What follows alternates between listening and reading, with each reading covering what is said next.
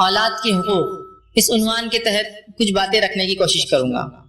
شریعت اسلامیہ میں حقوق دو قسم کے ہوتے ہیں، ایک وہ حق ہوتا ہے جو اللہ کا حق ہوتا ہے جسے حقوق اللہ کہا جاتا ہے، اور دوسرا وہ حق ہوتا ہے جو بندوں کے حق ہوتے ہیں جسے حقوق العباد کہا جاتا ہے۔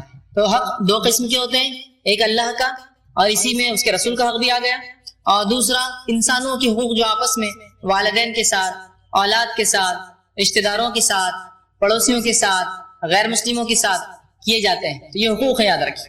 اور میں سمجھتا ہوں آپ سبھی جانتے ہیں کہ بندوں کی حقوق کی کیا اہمیت ہے۔ بندوں کی حقوق کی شریعت اسلامیہ میں بڑی ہی زبردست اہمیت ہے، بہت زیادہ اہمیت ہے، اتنی زیادہ کہ حدیث کے مطابق ایک شخص جو جنت کی طرف جا رہا ہوگا چونکہ اللہ کے حق وہ ادا کر کے آیا ہوگا، توحید، نماز، روزہ، زکوٰۃ، حج اور دیگر چیزیں، لیکن چونکہ اس نے بندوں کے حق مارے ہوں گے، بندوں کے حق مارنے کی وجہ سے اللہ رب العزت اسے جہنم رسید کر دیں گا۔ تو حقوق العباد بڑی اہمیت کے حامل ہے۔ انہی حقوق العباد میں تمام حق برابر نہیں ہوتے، یاد رکھیے۔ بندوں کے جو حقوق ہوتے ہیں تو سبھی بندوں کے حقوق برابر نہیں ہوتے ہیں۔ شریعت نے مختلف لوگوں کو ان کو اہمیت کے اعتبار سے مختلف حقوق دیے ہیں، جیسے کہ والدین کی حقوق بڑی اہمیت کے حامل ہے، اسی طرح میاں اور بیوی کے حقوق ایک دوسرے کے لیے اہمیت کے حامل ہے، اسی طرح اولاد کی حقوق اہمیت کے حامل ہے، لیکن یہ ترتیب وار ہے، مطلب سب برابر نہیں ہے، ورنہ ایسا نہ ہو کہ جب میں آپ کو اولاد کی حقوق آج کہہ رہا ہوں تو آپ باقی سب کے حق چھوڑ دیں، اب کہیں نہیں بس اولاد کا حق دینا معلوم ہو گیا آپ نے، اب والدین کچھ نہیں، بیوی بس بچوں کے حق نہیں۔ حقوق کی ترتیب ہے، یاد رکھیے۔ اس ترتیب میں یہ حق بھی بڑی اہمیت کے حقوق میں آتا ہے، والدین کے حق کے بعد بیوی کا حق، یا بیوی کے لیے میاں کا حق، شوہر کے حق، اور اس کے بعد اولاد کے حقوق، یاد رکھیے ترتیب میں آتے ہیں، یہ کافی اہم رکھتے ہیں۔ عموماً ہم لوگ والدین کے حقوق کے تعلق سے بہت کچھ سنتے ہیں، اور عموماً میاں بیوی کے حقوق کے تعلق سے بہت ساری باتیں سنتے ہیں، لیکن ایک حق جو بڑا اہم ہوتا ہے اس حق کو ہم بھول جاتے ہیں، تھوڑا سا اس کو یاد رکھنے کی بہت زیادہ ضرورت ہے، اور وہ حق ہے اولاد کے حق۔ جب بھی بات ہوں گی والدین کے حق کی بات ہوں گی، جمعہ کے خطبے والدین کے حقوق، دینی اجتماعات والدین کے حقوق، دینی اجتماعات کے تقریروں میں والدین کے حقوق کی اہمیت، یہ بالکل اللہ اور اس کے رسول کے حق کے بعد انہی کا حق ہے، اس میں کوئی دو رائے نہیں ہے۔ لیکن اولاد کے حق بھی اتنے ہی اہمیت ہے جتنے والدین کے حق اہم ہے، وہ اس لیے کہ پہلے والدین کو اولاد کے حق دینا ہوں گے تو اولاد والدین کو ان کے حق دیں گے۔ یہ بات سمجھیے آپ، والدین جب اولاد کو حق دیں گے اور وہ اولاد اس دینی ماحول میں پرورش پائیں گی تو وہ اولاد سے پھر توقع کی جائیں گی کہ وہ بھی میرے حق دیں گی، مطلب والدین کے حق دیں گے۔ لیکن جس کے پیدائش کے بعد آپ مکمل حقوق مارتے چلے جائے اور صرف اسے یہ تاکید کرے کہ دیکھو میں والد ہوں، میں والدہ ہوں، میرے حق بہت زیادہ ہے، تو عین ممکن ہے کہ ہر اولاد آپ کے حق ادا نہ کرے، اس لیے کہ آپ ایک طرفہ بات کر رہے ہیں۔ آپ جو ہے بچوں کے حق تو نہیں دے رہے لیکن آپ چاہتے ہیں کہ وہ ہمارے حق دے، تو اولاد کی حق اس لیے بھی زیادہ اہم ہے، اس لیے کہ یہ وجہ بنیں گے والدین کے حق دینے کی۔ تو وہی اولاد والدین کے حق ادا کرتی ہے جو دیکھتی ہے کہ ان کے والدین نے ان کے حق ادا کیا ہے، ٹھیک ہے۔ تو بہرحال تو بچوں کا اولاد کے حقوق یہ بڑی اہمیت کے حامل ہوتے ہیں، اور اکثر مذاہب میں، دنیا کے جو ریلیجن سے مذہب ہے ان مذاہب میں والدین کے حقوق کے بارے میں بڑی تاکید ہے، ماں باپ کی یہ ہے، ماتا پتا کی حق ہے، دیکھیے ممی ڈیڈی کی حق ہے، مختلف چیزیں بتائی گئی۔ لیکن شریعت اسلامیہ کے علاوہ ایسا کوئی دین نہیں جس نے اولاد کے حق بتائے ہو، یہ واحد دین ہے جو اولاد کے حق بتاتا ہے۔ والدین کے حق تمام ادیان بتاتے ہیں، عیسائیت بتاتی ہے، یہودیت بتاتی ہے، ہندو مذہب بتاتا ہے، سکھ مذہب بتاتا ہے، اسلام بتاتا ہے۔ لیکن اسلام کی خصوصیت یہ ہے کہ وہ جہاں والدین کے حق بتاتا ہے چونکہ ایک مکمل دین ہے، تو وہیں وہ کیا کرتا ہے اولاد کے حق بھی بتاتا ہے چونکہ یہ ایک مکمل دین ہے، مکمل جینے کا طریقہ ہے، ٹھیک۔ اور اولاد کے حق اگر ہم ادا نہ کریں تو اس کے بڑے سنگین نقصانات ہوتے ہیں، وہ اس لیے کہ حدیث میں نبی اکرم صلی اللہ علیہ وسلم کے پاس ایک شخص آیا اور کہا، اے اللہ کے رسول صلی اللہ علیہ وسلم، جب انسان مر جاتا ہے تو کیا اعمال اس کو مرنے کے بعد ملتے ہیں؟ ایصال ثواب۔ ایک انسان جب مر جاتا ہے، ابو داؤد کی روایت، جب انسان مر جاتا ہے تو کیا چیز اس کو ملتی ہے ایصال کے طور پر؟ کیا بھیج سکتے ہیں ہم؟ ایصال پارسل کو کہتے ہیں، توشا، کیا چیز ایصال کر سکتے ہیں اس کو پارسل میں بھیج سکتے ہیں نیکی کی شکل میں؟ تو آپ نے فرمایا جب انسان مر جاتا ہے تمام اعمال کا سلسلہ بند ہو جاتا ہے سوائے تین کے۔ پہلا فرمایا اور اس کے اندر کہا کہ کار خیر، صدقۃ جاریہ، کار خیر کر کے چلا جائے، اچھا کام کر کے چلا جائے جس سے انسانیت کو فائدہ ہو۔ دوسرا فرمایا کہ نافع علم، جس سے انسانیت جو ہے فائدہ اٹھائے، ایسا نالج، ایسا علم جس سے انسانیت کو فائدہ اور نفع ہو۔ اور تیسرا فرمایا اولد صالح یدعو لہ، اور نیک اولاد جو مرنے کے بعد دعا کرے اس کے لیے۔ تو اولاد ثواب جاریہ ہے، اور اگر اسی اولاد کی تربیت نہ کرنے کی وجہ سے وہ بگڑی تو یہ اولاد کیا بن جائیں گی؟ ثواب جاریہ کا الٹ عذاب جاریہ. تو اولاد کی حق دینا بڑا اہم ہے والدین کے لیے، یاد رکھیے. جہاں والدین کے حق بھی بڑے اہم ہیں لیکن یہ حق بھی اہم ہے. آئیے ایک واقعہ سناتا ہوں. عمر ابن خطاب رضی اللہ عنہ کے دور کا واقعہ. آپ خلیفۃ المومنین تھے، مسلمانوں کے خلیفہ تھے. ایک بوڑھا شخص آیا جو اپنے ایک نوجوان لڑکے کو ساتھ لایا اور کہا امیر المومنین ذرا میرے بیٹے کو نصیحت اور تاکید کیجیے. اس کی شکایت لایا تھا، یہ میری بڑی نافرمانی کرتا ہے، میری بات نہیں سنتا. امیر المومنین عمر ابن خطاب نے اس بچے کو نصیحت شروع کی. جب نصیحت کر رہے تو اس لڑکے نے کہا امیر المومنین ذرا تھوڑی دیر رک جائیے، میں ایک سوال پوچھنا چاہتا ہوں آپ سے. تو کہا کہ اس کو مکمل حق دیا گیا، اس لیے کہ شریعت میں اگر کوئی کسی پہ الزام لگائے تو صرف جس نے الزام لگایا اس کی بات نہیں، جس پہ لگا اس کی بھی سنی جاتی ہے. الزام اس لڑکے پہ تھا کہ وہ والدین کی اپنے والد کی سنتا نہیں ہے. جب امیر المومنین نے اس کو تاکید کی تو کہا امیر المومنین ذرا وقت دیجیے اور ذرا میری بات بھی تو سن لیجیے. کہا سناؤ. کہا مجھے پہلے یہ بتائیے کیا اولاد کی بھی اسلام میں کوئی حق ہے؟ کیا صرف والدین کی پورے حق ہے؟ تو کہا نہیں، اولاد کے بھی حق ہے شریعت میں. تو کہا اس سے پہلے کہ آپ مجھے نصیحت کرے کہ میرے والد کے حق کیا ہے، میں چاہوں گا میرے حق میرے باپ پہ کیا تھے پہلے وہ بتا دیجیے آپ مجھے. امیر المومنین عمر بن خطاب سمجھ گئے اس نوجوان کی بات. کہا تیرا حق یہ ہے، اولاد کا حق یہ ہے کہ اس کے پیدا ہونے سے پہلے اس کے لیے اچھی ماں تلاش کی جائے. اولاد کا حق پیدا ہونے سے پہلے اس کے لیے اچھی ماں تلاش کی جائے. جب پیدا ہو جائے تو اچھا سا نام رکھے اور اس کا عقیقہ کرے. جب جوان ہو جائے تو اس کا نکاح کرے. اور اگر اپنے والد کے گھر سے الگ رہنا چاہے تو شادی کے بعد اسے الگ کر دے. 4 حق بتائے. کیا حق بتایا؟ پہلا اس کے لیے اچھی ماں تلاش کرے. دوسرا حق بتایا آپ نے اس کا عقیقہ اور اس کا اچھا سا نام رکھے. تیسرا اس کا بتایا بالغ ہو تو نکاح کر دے. چوتھا بتایا اگر شادی کے بعد الگ ہونا چاہے تو اسے اپنے گھر سے الگ کر دے. یہ اس کے حقوق آپ نے بتایا. اس کے بعد اس نوجوان نے کہا امیر المومنین میرے باپ نے سب سے پہلا میرا حق مارا ہے. تو اس نوجوان نے کہا امیر المومنین اس میرے والد نے سب سے پہلے جو میرا پہلا حق تھا کہ میرے لیے اچھی ماں تلاش کرے، اس نے ایک مجوسیہ سے شادی کی، میرا پہلا حق مار دیا. ایمان با ایمان ماں ہوتی سیکھی ہوتی الگ بات ہے، اس نے پہلا حق مارا میرا. مجوسیہ سے شادی کی جس کی وجہ سے میں دین اور اسلام اور فطرت نہیں جان سکا. اس کے بعد جب میں پیدا ہوا تو اس نے میرا نام جو میرا حق تھا وہ بھی مارا مجھ سے اور میرا نام رکھا گبریلا. گبریلا سمجھتے ہیں؟ گوبر کے اندر کیڑا ہوتا کالا بڑا. تو کہا میرا نام رکھا گبریلا. میرا دوسرا حق بھی مارا اس نے. تیسرا یہ کہ اس نے میرا نکاح نہیں کرا اب تک حالانکہ میں بالغ ہو چکا ہوں. تو اس کے بعد امیر المومنین عمر بن خطاب نے اس لڑکے کو نصیحتیں کی. کہا تم جاؤ. جب لڑکا چلے گیا تو اس کے باپ کو بلا اور کہا بچپن میں تو تم نے اپنے بیٹے کے پورے حق مار لیے، اب بڑا ہونے کے بعد بڑے آئے میرے سامنے اس کی وہ شکایت لے کر کہ وہ تمہارا حق نہیں دے رہا ہے. وہ تمہارا حق کیسے دے گا جبکہ بچپن میں تم نے اس کے پورے حق مار لیے. بات سمجھ رہے؟ تو یہاں امیر المومنین نے اس والد کو بھی نصیحت کی جہاں اس بیٹے کو بھی نصیحت کی. صرف یہ نہیں کیا کہ بیٹے کو کہا بہت اچھا کام کر رہے ہو تم، باپ کے خلاف جا رہے ہو اس نے حق نہیں دیا. نہیں، اس کو بھی نصیحت کی کہ باپ سے غلطی ہوئی. باپ کو بھی نصیحت کی کہ تم اپنی جو ہے جوانی میں سب کچھ کر بیٹھے جو اس کے حق تھے پورے مار لیے اور آج آئے میرے پاس کمپلین لے کے جب وہ تمہارے حق نہیں تھا. پہلے اس کے حق تم بچپن میں دیتے تو وہ بھی تمہارے حق آج بڑھاپے میں واپس لوٹاتا. اس لیے میں نے کہا اولاد کے بڑے اہم ہیں، اس لیے کہ اس ہاتھ دے اور اس ہاتھ لے والا معاملہ ہے. والدین اولاد کے حق دیں گے، اولاد والدین کے حق دیں گے. لیکن اس کا ہرگز مطلب یہ نہیں کہ والدین نہ دے تو اولاد بھی نہ دے. میں بالکل یہ نہیں کہنا چاہ رہا، یہ بالکل نہیں کہہ رہا ہوں میں، یہ بالکل اپنے ذہن میں بات رکھیں. تو اولاد کے شریعت نے بڑے حقوق بتائے اور شریعت نے اولاد کے اتنے زیادہ حق بتائے کہ میرے لیے ممکن نہیں کہ میں پورے حق آپ کے سامنے رکھوں. میں نے اولاد کے حقوق کو 10 نکات میں 10 پوائنٹس کی شکل دی. 10 نکات میں رکھوں گا جو اہم اس کے حق ہے.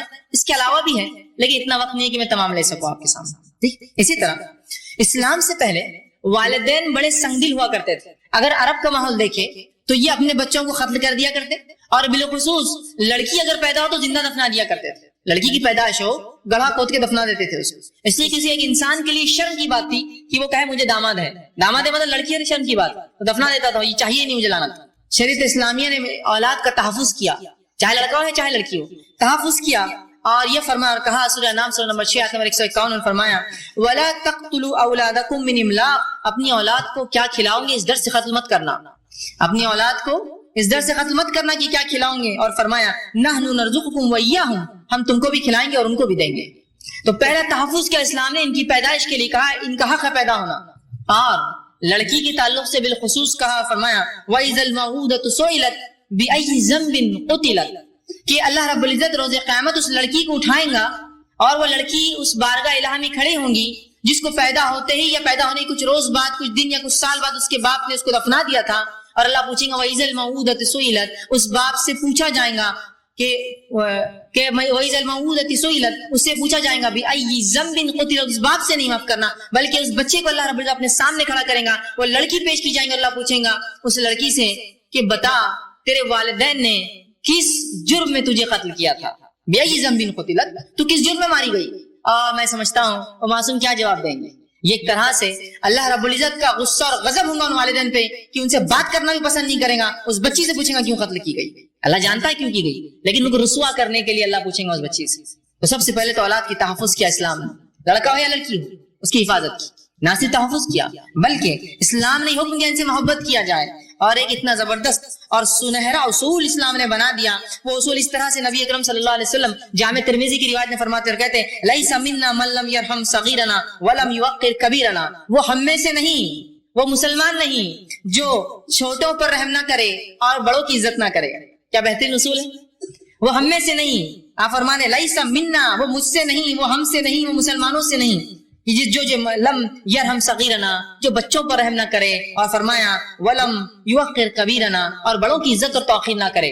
تو بچوں سے محبت، ان پر رحم کرنا، یہ شریعت کی تعلیم ہے ادب کی، اور نبی اکرم صلی اللہ علیہ وسلم کو دیکھا گیا آپ بچوں سے بے انتہا محبت کرتے تھے، آپ بچوں کو گود میں لیتے، آپ بچوں کو چوما کرتے تھے۔ اسی طرح آتا ہے کہ حسن اور حسین رضی اللہ عنہما یہ دونوں اللہ کے رسول صلی اللہ علیہ وسلم کے نماز سے تھے، آپ جانتے ہیں، اور آپ صلی اللہ علیہ وسلم جب نماز پڑھتے تو یہ نماز میں آ جاتے جبکہ ان کے نانا امامت کرتے ہوتے، آپ فرض نماز پڑھاتے ہوتے، صحابہ جماعت میں ہوتے، اور آ کے نبی اکرم صلی اللہ علیہ وسلم کے کاندھوں پر بیٹھ جاتے، روایت میں آتا کبھی دونوں طرف پیر ڈال کے گردن پہ بیٹھ جاتے، اور صحابہ جو پیچھے ہوتے ایک مرتبہ فرماتے ہیں کہ آپ صلی اللہ علیہ وسلم اتنا لمبا سجدہ کیا، ہم کو لگا اللہ کے رسول کی وفات تو نہیں ہو گئی، انتقال تو نہیں کر گیا، تو ایک صحابی کہتے ہیں میں نے جو ہے خاموشی سے اپنا چہرہ اٹھائے تھے کہ معاملہ دیکھیں کہ کیا ہوا، اور جب چہرہ اٹھا کے دیکھا تو حسن سر پہ سوار ہے، آپ سب سجدے میں اور وہ سر پہ بیٹھے ہوئے۔ جب نماز ہوئی تو اس کے بعد میں گیا اور جا کر تھوڑا سا تنبیہتاً کہا ایسا کرتے نانا کے ساتھ، تو آپ صلی اللہ علیہ وسلم نے کہا نہیں اسے مت ڈانٹو۔ میں نے یہ سوچا کہ ابھی نماز میں میرے پیٹھ پر سوار ہوا تو میں نے یہ سوچا چلو یہ بھی تھوڑا گھوڑے کا مزہ لے لے، بچوں کو عادت ہوتی ہے نا، کوئی جھک گیا تو گھوڑا بیٹھ جاتے ہیں، تو کہا میں نے بھی سوچا تھوڑا مزہ لے لے، میری پیٹھ کا، گھوڑے بیٹھنے کے عادی ہوتے، میری پیٹھ کا تھوڑا سا مزہ لے لے بچے، اس لیے میں نے تاخیر کی، تو اس کو مت ڈانٹو، میں نے اس کو یہ اختیار دیا تھا۔ تو آپ نے نماز کو جو ہے تاخیر کر دی جب بچہ آ کر بیٹھ گیا، اتنا رحم، اندازہ لگائیے دین اور شریعت کا معاملہ۔ تو اولاد کی شریعت نے بڑے حق دیے کہ فرض عبادت میں بھی ایک بچہ آ کے سر پہ بیٹھا تو آپ نے اس کو برا بھلا نہیں کہا، اسے ڈانٹا ڈپٹا نہیں، پھٹکارا نہیں، کہا کہ بچہ بیٹھ گیا کیا معاملہ ہے، سمجھ رہے ہیں بات کو؟ شریعت نے بڑے حقوق دیے، ٹھیک، اور یہ حقوق بڑے اہم ہیں، اور ان کی اہمیت اس سے بھی پتہ چلتی ہے کہ اولاد کی پیدائش سے پہلے حصول حقوق چالو ہوتے ہیں، باقی تمام حق اس عمل کے بعد ہوتے ہیں۔ میاں بیوی کے حق کب ہوں گے؟ جب انسان شادی کریں گا۔ والدین کے حق کب دیں گے آپ؟ ظاہر سی بات ہے والدین پہلے، آپ بعد میں آئیں گے جب والدین کے حق دیں گے آپ، ٹھیک۔ پڑوسی کے حق کب دیں گے؟ جب پڑوسی ہوں گے آپ کے۔ رشتہ داروں کے حق کب دیں گے؟ جب رشتہ دار ہوں گے آپ کے۔ جیسے آپ کہیں باہر ملک میں رہتے ہو، رشتہ دار تو کیا حق ان کے؟ کچھ بھی نہیں ہو، آپ جب یہاں آئیں گے تو یہاں دیں گے۔ لیکن اولاد کی حق کی اہمیت شریعت نے اتنی رکھی کہ ان کے پیدائش سے پہلے ان کے حق شروع ہو جاتے ہیں، یہ ابھی ہوئے بھی نہیں تو ان کے حقوق شروع ہو جاتے ہیں پہلے سے، اتنی اہم ان کے حق ہے۔ آئیے ایک کے بعد ایک میں نکاتی شکل میں آپ کے سامنے اولاد کے حق رکھنے کی کوشش کرتا ہوں، جو میں نے انتخاب کی، جس کو میں نے اہم سمجھا، وہ اس سے زیادہ شریعت نے حقوق بتائے۔ پہلا حق جو اولاد کا ہے، جب سے سب سے اہم اور ترتیب میں سب سے پہلے آتا ہے، یہ اسٹیپ وائز اگر گئے تو سب سے پہلے آتا ہے، وہ یہ ہے کہ اس کے لیے اچھی والدہ کا انتخاب۔ اولاد کا پہلا حق یہ ہے کہ اس کے لیے اچھی ماں کا انتخاب کیا جائے، اچھی ماں کا انتخاب، سمجھ رہے؟ یہ اس کا پہلا حق ہے، جس نے یہ حق نہیں دیا اس نے اس کا ایک پہلا حق مارا اپنی اولاد۔ اور انتخاب کے اندر کیا ہو ہمارے انتخاب کی وجہ، ہم کسی کو اگر کسی لڑکی کو اپنے نکاح میں لے جو کہ بیوی میری بنے گی لیکن ہونے والی اولاد کی ماں ہے، جو کہ اس کا پہلا حق ہے اچھی ماں، تو اس کے لیے میں کیا دیکھوں گا؟ اس کے تعلق سے متفقہ علیہ روایت ہے، آپ صلی اللہ علیہ وسلم فرماتے ہیں عورتوں سے نکاح لوگ 4 چیزوں کی بنیاد پہ کرتے ہیں۔ پہلا، اس لیے نکاح کیا جاتا ہے کہ جو ہے اس کے جو ہے حسن و جمال کی وجہ سے، یا ولی مالہا، اس کے مال کی وجہ سے۔ لوگ جو انسان ہے 4 چیزوں کی وجہ سے لڑکیوں سے نکاح کرتے ہیں، عورتوں سے۔ پہلا کرتے ہیں ولی مالہا، پیسے کو دیکھ کر، آئیں گی تو بہت کچھ لائیں گے، شادی کرو۔ دوسرا ولی جمالہا، اس کی خوبصورتی کی وجہ سے، میں خوبصورت ہے بہت تو شادی کر لو، باقی کچھ دیکھنے کی ضرورت نہیں، مالداری ہے وہ۔ تیسرا ولی حسبہا، ننھیا ددیال بہت اس کا اونچا آلہ ہے، فلاں ددیال ہے، فلاں ننھیال ہے، یہ دادا ہے، یہ نانا، یہ پردادا تھے اور یہ پڑنانا تھے، حسب کے لیے۔ اور چوتھا فرمایا ولی دینہا، اس کے دینداری کی وجہ سے۔ اے مسلمان نوجوانوں تمہارے ہاتھ خاک آلود ہو، حدیث کے الفاظ ہے، اے مسلمان نوجوانوں تمہارے ہاتھ خاک آلود ہو، تم دینداری کو سب سے پہلے جاننا۔ یہ مالداری، خوبصورتی، حسب نسب نہیں. تمہارے لیے سب سے اول چیز جس کو دنیا آخر میں لاتی ہے، اے مسلمان نوجوانوں، سب سے پہلے اس کو دیکھنا والدین ہی. ہاں اس کے بعد سب کچھ ہے تو ٹھیک ہے، دین نہیں ہے تو پھر بیکار ہے معاملہ. تو پہلا حق کیا ہے اولاد کا؟ اس کے لیے اچھی ماں کا انتخاب. تو لوگوں کو شادی کرنے سے پہلے سیکھنا پڑے گا اولاد کے حق کیا ہے، اس لیے کہ پہلا حق اس کا مار دیں گے آپ اگر وہ ہو جائیں گے. یہ سب سے اہم حق ہے، اس کا یاد رکھیے. اب وہ لوگ تھوڑا غور سے سن لے جو نکاح جو ہے دین کی بنیاد پر نہیں کرتے ہیں. جو لوگ دین کی بنیاد پر نکاح نہیں کرتے وہ سب سے پہلا گناہ یہ کرتے ہیں اپنی اولاد کا حق مارتے ہیں، کیونکہ اس کی ماں بے دین ہوگی. پورا ماحول ہی ہو گیا خوبصورت لڑکی چاہیے، سب کو وہ چاہیے جو ایک ہی رہتی ہو، سب کو وہ چاہیے، امی ویسی چاہیے. بیٹا اس کا تو معاملہ الگ ہی ہے، وہ تو نہیں ویسا نہیں تو اس جیسی کچھ ڈھونڈ کے لائیے. ہوتا ہے نا، وہ ہیروئن، وہ اسٹار، وہ فلم اسٹار، وہ فلاں اسٹار، وہ اسپورٹ اسٹار، مجھے ایسی چاہیے. اب بیٹے وہ تو ایک ہے، نہیں آپ ایسی کوئی ڈھونڈیے اس کی شباہت والی. پھر معاملہ تلاش شروع ہوتی ہے لڑکی کی. دینداری سب سے افضل ہے، چاہے گوری لڑکی ہو، چاہے کالی لڑکی ہو، چاہے موٹی لڑکی ہو، چاہے جو بھی ہو، تمام کی تمام اللہ کی مخلوق ہے نا، یاد رکھیے. اصل چیز ہے اس کی دینداری، اس لیے کہ اولاد کا پہلا حق ماریں گے آپ. یہ الگ بات ہے کہ آپ کا دین کا بیڑا غرق ہوگا بعد میں، وہ ایک الگ چیز ہے، لیکن آپ دوسرا کام غلط کرے اولاد کا حق مارتے ہیں. تو دینداری کو ہم ترجیح دیں اور لازم جانے اپنے نکاح میں، اس لیے کہ اولاد کا پہلا حق نکاح سے پہلے چالو ہوتا ہے. اس کے لیے اچھی ماں کی تلاش، یہ اس کی فرسٹ حق ہے، اس کو بیسک رائٹ اس کو دینا پڑے گا آپ کو. اور جو لوگ اپنے نکاح دین کی بنیاد پہ نہیں کرتے در حقیقت اولاد کے حق مار رہے ہیں. یاد رکھیے، جن کا دین بنیاد نہیں ہوتی ہے، پہلے خوبصورتی بعد میں دین دیکھیں گے، پہلے مالداری بعد میں دین دیکھیں گے، پہلے حسب نسب بعد میں دین دیکھیں گے. اور اللہ ماشاءاللہ نمازی ہے تو پھر تو فرشتہ لڑکا اور لڑکی ہے، بہت بڑی بات ہے نماز پڑھتے ہیں. ورنہ باقی جو دیکھا جاتا ہے لڑکے لڑکی میں وہ کیا ہے، یہ سب کچھ. لڑکا ہے تو بس اس کی خوبصورتی تو نہیں، کتنا کماتا ہے، لاکھ روپیہ دے دو اٹھا کر. ارے وہ کبھی نماز سے کیا ہوتا ہے، لاکھ روپیہ مہینہ کما رہا ہے، اس سے کیا ہوتا ہے، بعد میں نمازی ہو جائے گا، دیکھا جائے گا. ارے روزے کبھی نہ کیا، روزوں سے ہوتا کیا ہے، دیکھو انہوں بھی اسے نکتے، تمہارے باپ نے کبھی نہیں رکھے، اس سے کیا ہوتا ہے. پیسہ کتنا کما رہا ہے وہ، لاکھوں روپیہ دے دو، لاکھ روپے کیا. دوسرا ایک رشتہ اس کا بھی، اس پہ بھی غور کر لیجیے، اس کی کیا خصوصیت ہے، وہ دیندار بچہ. اچھا یہ کیا کماتا ہے بھائی، دیندار ہے ٹھیک ہے، اس سے کیا ہوتا ہے، دین سے کیا کماتا ہے، اس کی تنخواہ اتنی نہیں ہے 20-25 کا. 20-25 سے کیا ہونے والا ہے، ادھر 75 کا لاس ہو رہا مہینے، ادھر لاکھ کا رشتہ، ادھر 25 کا. نہیں وہ دین میں وہ ہو جائے گا انشاءاللہ. اپنی بچی سدھار دیں گے، اس کو دے دیجیے. شریعت نے تو کہا پہلے دین کو دیکھو بعد میں سدھارنے کا کہا. بہت سے نوجوان بولتے نہیں بعد میں لا کے سدھار لوں گا میں. ابھی خوبصورتی عشق مزاجی سے نکاح کر لیتے ہیں، عقیدہ اس کا جو بھی ہو، معاملات اس کی جو بھی ہو، خود ایک جماعت میں ہونے کا دعویٰ کرتے لیکن وہ اپوزٹ ہے تو وہ بھی چلیں گے، سب چلے گا خوبصورتی کے لیے، سب دعوت پہ.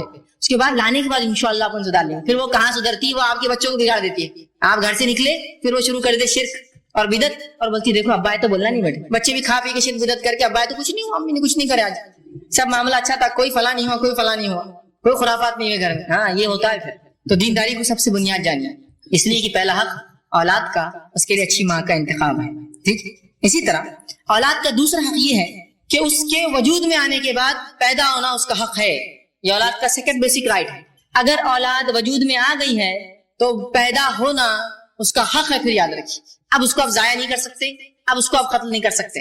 یہ اس کا بیسک بنیادی حق ہے. اور اللہ رب العزت نے اس حق کو بار بار قرآن میں دہرایا، اور 2 بار تو جو ہے مفصل طور سے دہرایا. ایک آیت جو میں نے سورہ انعام سورہ نمبر 6 اس کی آیت نمبر 151 آپ کے سامنے تلاوت کی، وَلَا تَقْتُلُوا أَوْلَادَكُم مِّنْ إِمْلَاقٍ، اپنی اولاد کو مفلسی کی ڈر سے مت قتل کرو. اور دوسری جگہ فرمایا سورہ بنی اسرائیل سورہ نمبر 17 آیت نمبر 31 میں، اور فرمایا وَلَا تَقْتُلُوا أَوْلَادَكُمْ خَشْيَةَ مِنْ إِمْلَاقٍ، اپنی اولاد کو اس ڈر سے نہ مار دو کہ وہ کیا کھائیں گی. نَحْنُ نَرْزُقُهُمْ وَإِيَّاكُمْ، اور ہم ان کو بھی دیں گے اور ہم تم کو بھی دیں گے. اور فرمایا إِيَّاكُمْ إِنَّ قَتْلَهُمْ كَانَ قَطْعًا كَبِيرًا، اور ان کا قتل کرنا ایک بہت سنگین، بہت بڑا، بے انتہا بڑا جرم ہے. تو اولاد کا دوسرا حق ہے وجود میں آنے کے بعد پیدا ہونا. اب بہت سے لوگ کہتے ہیں کہ ہر سال ہم اولاد کو پیدا کرے، ایک اولاد ہو تو پھر دوسری کرے. ٹھیک ہے، تو میں میرے الفاظ بھی وجود میں آنے کے بعد شریعت میں جو جائز طریقے ہے اولاد کو، جس کو کسی جسمانی صحت کی وجہ سے یا تربیت کی بنیاد پر اگر انسان ایک اولاد سے دوسری اولاد میں تاخیر کرے، ڈسٹنس رکھنا چاہے، شریعت اس کی اجازت دیتی ہے. لیکن وجود میں آنے کے بعد ڈسٹنس نہیں، وجود میں آنے کے بعد پیدا ہونا اس کا حق ہے.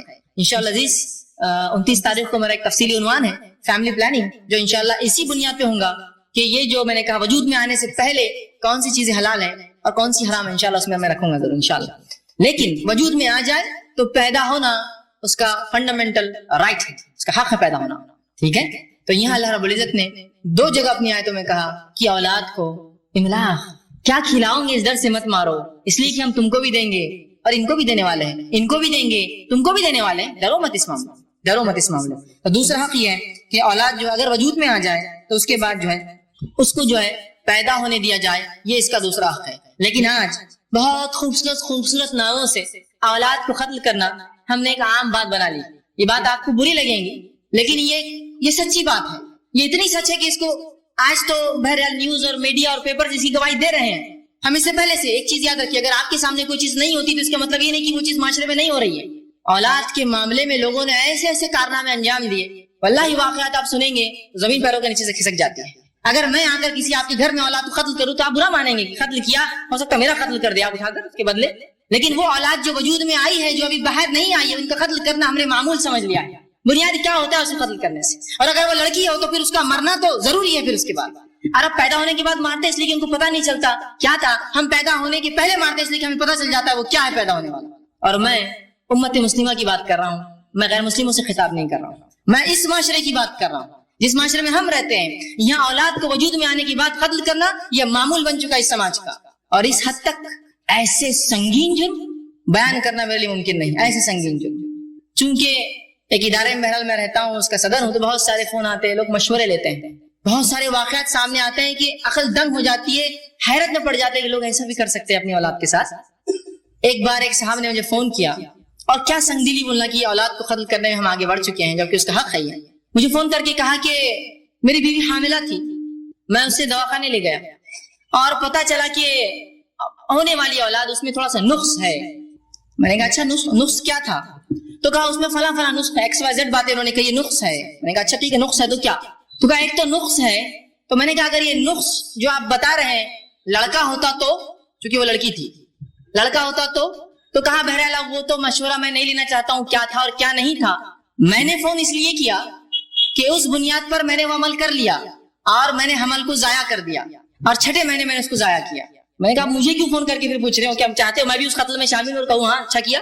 تو کہا نہیں، میں نے اس لیے فون نہیں کیا ہے، میں نے اس لیے فون کیا ہے کہ جب وہ پیدا اس کو نکالا گیا جسم میں سے، وہ اتفاق سے زندہ نکل گئی. جس لڑکی میں نقص تھا، جس کو انہوں نے ضائع کرنے چاہا، وہ زندہ نکل گئی. تو میں نے کہا زندہ نکل گئی تو اس کو رکھو، اس کو دواخانے میں بتاؤ، اس کو پالو بڑا کرو. تو کہا نہیں، میں اس لیے سوال نہیں کر رہا ہوں، ہم کو تو چاہیے نہیں وہ.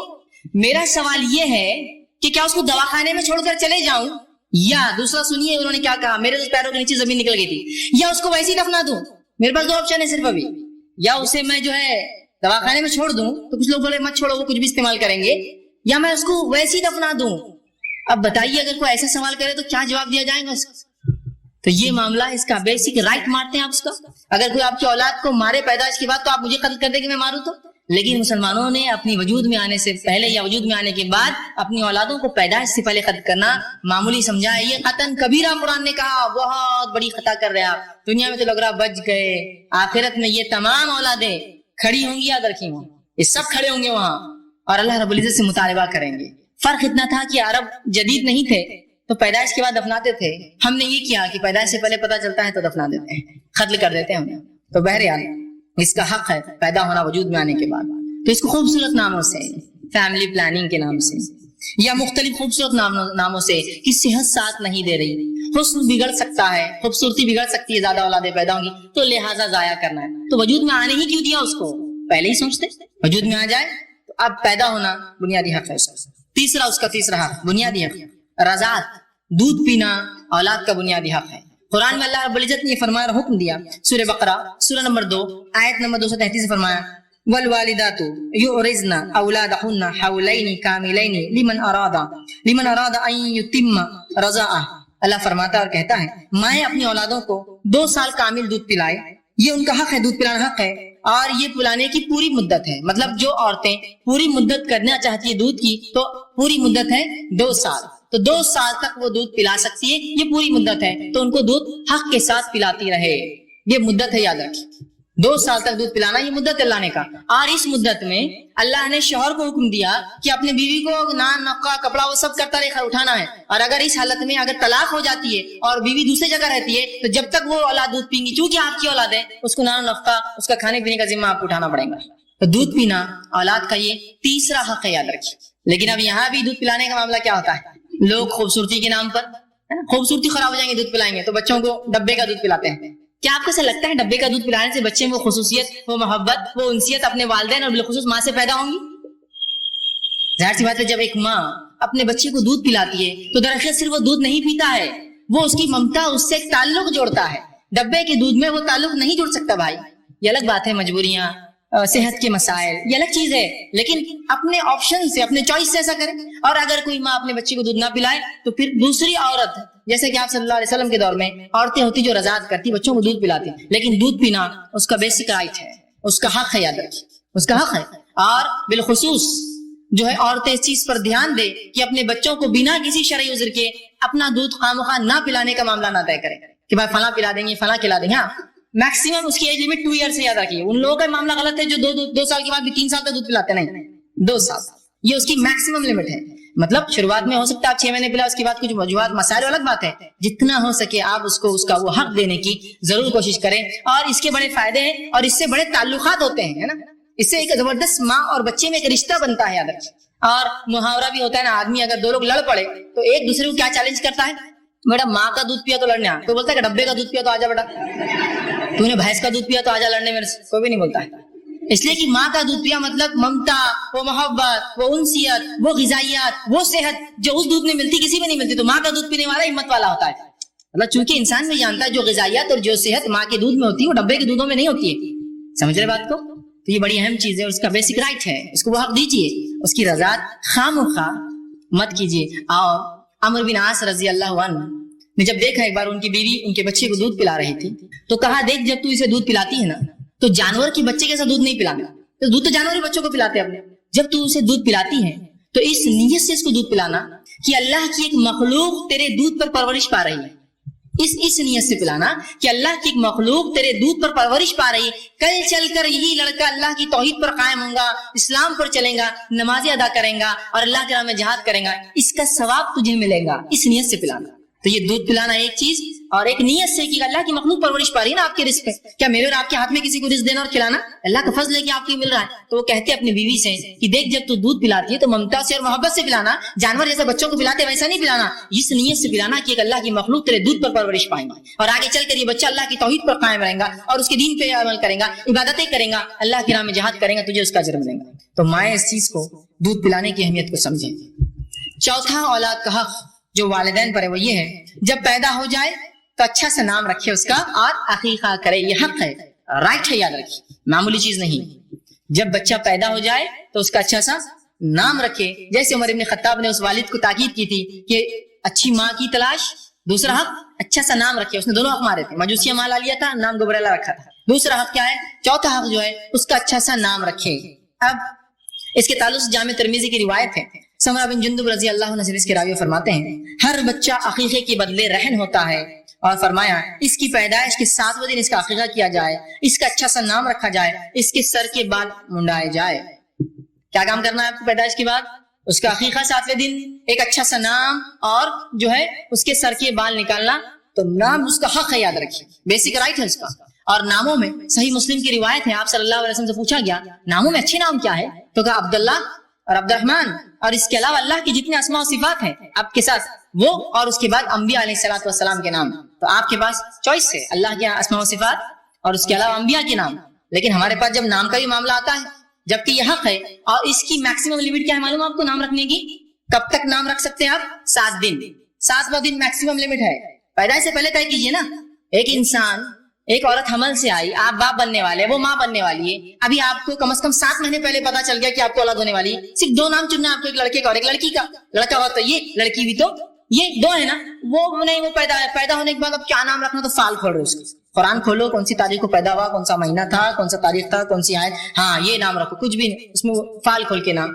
یا پھر جو ہے نام چاہیے، نام یونیک، نام یونیک. بہت سی بار آئٹ سی فون آتے ہیں اور سب سے زیادہ کال اسی کی مسئلے بات ہے. اچھا سا نام دیجیے. اچھا نام عبداللہ، لڑکا ہے، نہیں.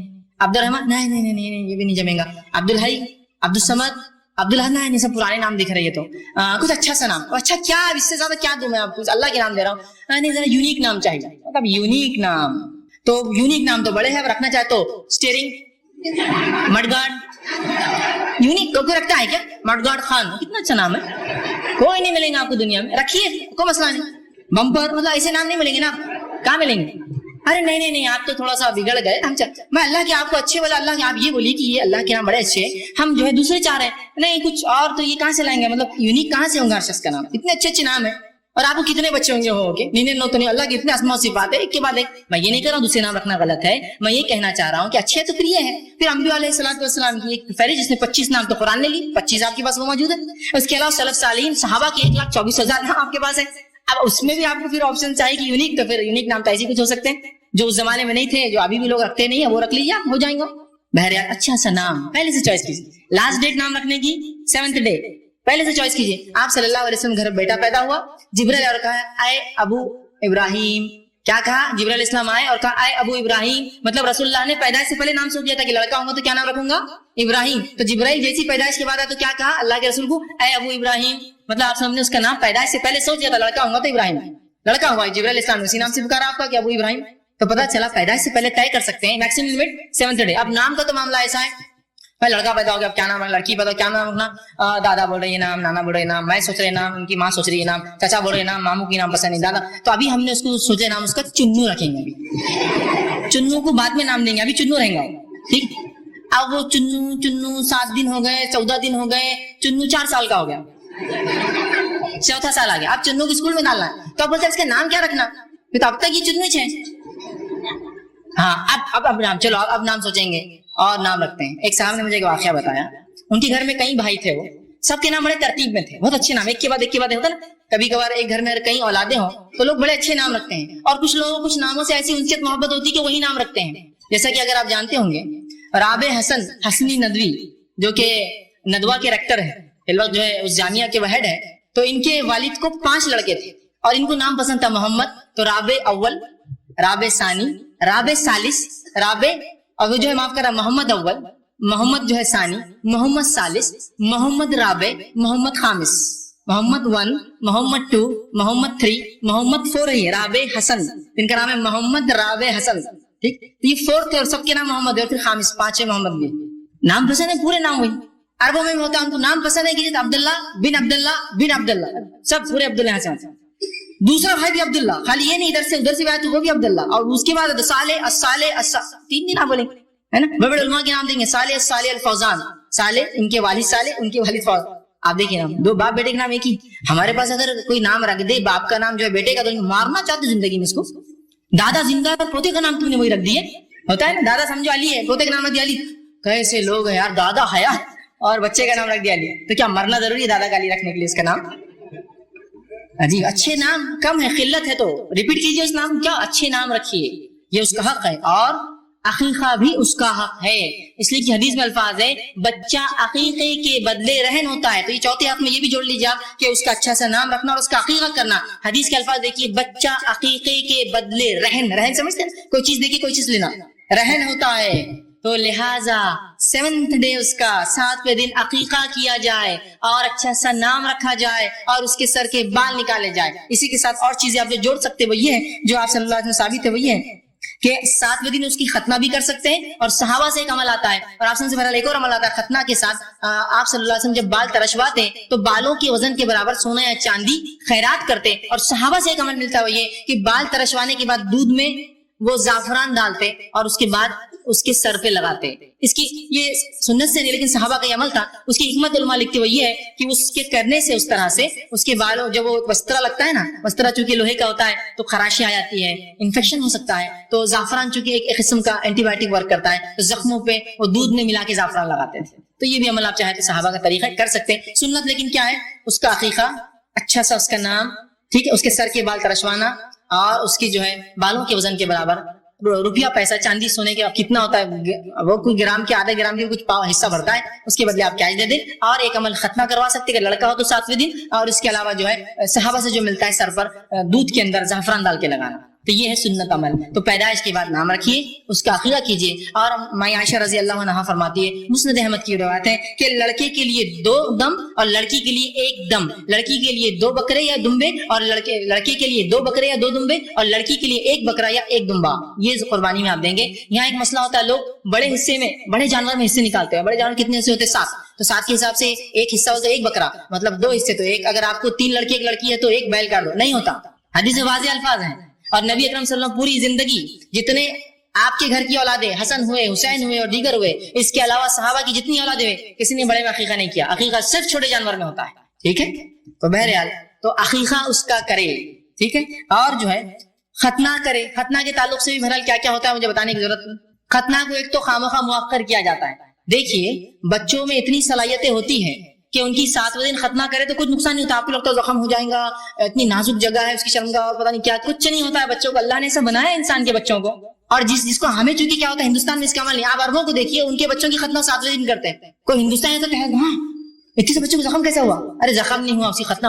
اچھا اتنے بچے ختنہ, ہم تو 7 سال کے انتظار میں تھے, آپ نے 7 دن کر دیا. کوئی تکلیف نہیں, نہیں کوئی خون نہیں بھا اس کا, نہیں کوئی جھٹکے وٹکے فٹس نہیں ہے اس کو, نہیں کوئی کمزوری نہیں آئی اس کو. ارے کچھ نہیں ہو بھائی, اچھا تھا. اور 7 دن میں کیا 14 دن تک بچہ فریش ہو گیا, پورا ختنہ اتنا ہو گیا, ایک دم فریش ہو گیا. اب ہمارے پاس ختنہ تو کیا ختنہ ہے بھائی, 7 8 سال کا ختنہ نہیں ہو رہی ہے. اس کے بعد اس کو پورا شعور آ گیا کہ کیا ہوتا ہے. پڑوسی بول رہا چوڑیاں اڑنے والی ہے, سونے کی چوڑیاں اڑنے والی ہے, تیرا یہ ہونے والا ہے, غیر غلط باتیں اس کی ذہن میں آ رہی ہے. پھر ختنہ کا پروگرام ہوتا ہے, پھر لوگ جمع ہوتے ہیں, اس مجلس میں لا کے اس کو ننگا. 7 سال کے بچے کو ہم ننگا کریں گے اتنے لوگوں کے سامنے تو وہ عزت رکھیں گے آپ کی پھر بڑا ہونے کے بعد. پھر اس کو ننگا کر کے بٹھاتے ہیں, پورے مرد جمع ہے اور بالخصوص عورتیں ماں پلو ڈال کے کھڑی ہے, رشتہ دار کھڑے ہیں, کیا ہوتا ہے دعائیں ہو رہی ہے اس کی. اور اس کے بعد ختم ہو گیا. اب اتنی عمر میں اس کی ختنہ, پھر اس کو ایک لال کپڑا تاکہ پوری دنیا میں اعلان ہو کہ اس کی ختنہ ہوئی ہے. پھر وہ 10-15 دن گھوم رہا ہے, کیونکہ زخم جلدی نہیں سوکھتے, انسان بڑا ہو جاتا ہے. بچپن میں کرنے میں کوئی پرابلمس نہیں, بچہ شرماتا بھی نہیں ہے, اس کو سمجھ بھی نہیں ہوتی, نہ وہ ہلتا ڈلتا ہے نہ وہ کچھ کرتا ہے. ہو گیا اور بچہ بھاگ رہا ہے, لال جس میں کیوں بھاگ رہا ہے؟ تو بولے اس کی ختنہ ہوئی ہوئی ہے.